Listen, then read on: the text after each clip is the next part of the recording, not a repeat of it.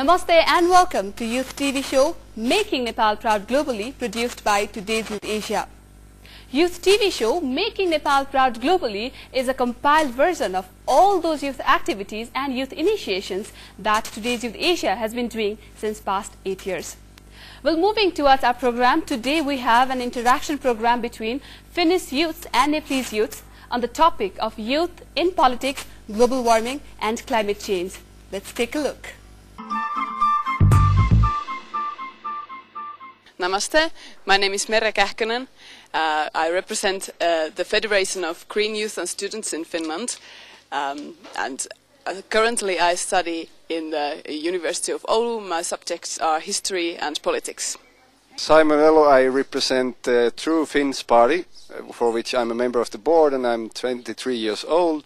I study political science, for which I have a bachelor's degree, and politics and history are really the interests of my life, and I hope to work for the benefit of the Finnish nation and other nations throughout the world. I'm Niina Ilola. I represent Left Youth of Finland, and I'm a board member there. I'm 27 years old and I work as a cultural producer. And human rights, justice and environmental issues are really important for me and my party. My name is Karita Maisila and I'm Vice President for Finnish Center Youth, that is a youth organization for Finnish Center Party. I'm 25 years old and I work as a research assistant in the Association for Local Authorities of Finland. Hello, my name is Karri Kattelus. I'm from the National Coalition Party and actually the youth of the National Coalition Party. I'm a member of the board in our organization and I'm also a member of the City Council in my hometown Naantali, and I'm the youngest one there, and I have done lots of stuff in politics. I have been manager of our election campaign and that kind of stuff when I was 17, so that's not usual even in Finland, but you know, thank you, that's all. Hello Nepal, morjens the world. My name is Raine Klemola. I'm from Karkkila, Finland. I'm the president of Christian Democratic Youth in Finland, and a little bit something more too, but that is the different story. Okay. Hello Asia, hello Nepal. My name is Lena Höglund. I'm the international officer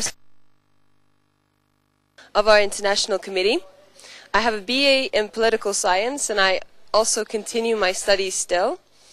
Here I represent partially a minority, therefore I'd like to enhance the weight of having a proper constitution that caters to everybody's belongingness, ethnicity, language and religion. I'd also like to remind the Nepali people of the weight of nature, and I hope that you would achieve the same kind of love for nature as we Finns have. Don't forget what you have and how you can use it. Thank you. Hello, my name is Anette Parviainen and I'm the political officer of Social Democratic Youth. And I have been studying public law and international relations. And our values in the political party are equality, humanity and justice for all, and I'm really glad to work with those values.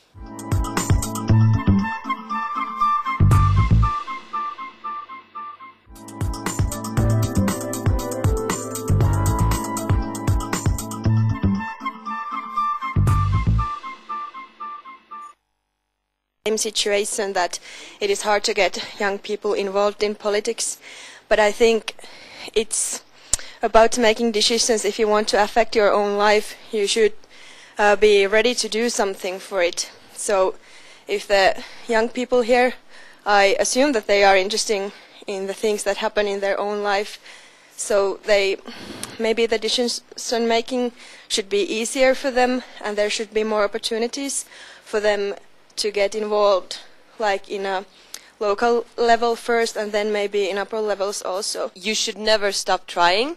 Also, due to the numbers in society, the young generations here are still increasing a number compared to the old ones, meaning you have the power to affect the votership, the upcoming votership, to actually affect how they look upon society. You can interact with your friends And by the time you do reach a voting age, you can actually impact on the politicians that are depending on your voice, depending on your vote. And just because you can't vote doesn't mean you don't have a voice. That's very important to remember. That nobody can understand you just as well as you can. Nobody who is somebody's grandfather can understand how it is to be a child today, or a young person, or a young adult. That can only be done by those people themselves. So you have to be sure that you can say that to older people, that they don't know what your life is like, what your outlooks are like, and what you know about society and what you can bring to what will be your society in the end.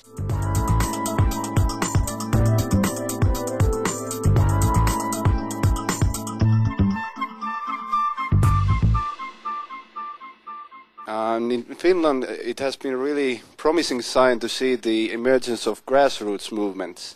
That people are taking the initiative, that they form these movements like picking the leader from the street or something like that, which could be also done even in a large scale in a country like Nepal, which has problems with the garbage on the streets and the mountains, in the hills, in the rivers. And I know that the youth have done their share of tackling this issue, but because the issue is just a large thing, you have to have more people involved. So, as she said, the real solution is to get media involved, so that more and more people get to know the thing and get involved in the movement. And these environmental issues, they are such a huge questions, but they can start by those little things doing by each of us.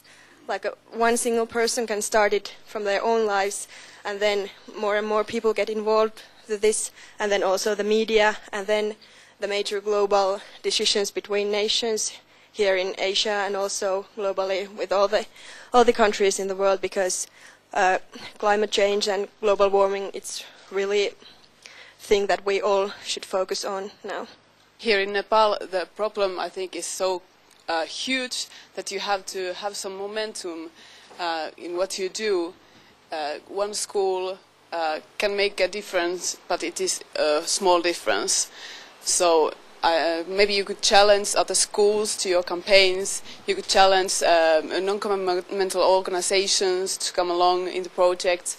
Other organizations in the society, maybe even the government. So in that case, maybe in a year or two, when you do the same campaign every year, eventually you will get the momentum to make a real difference to the whole country.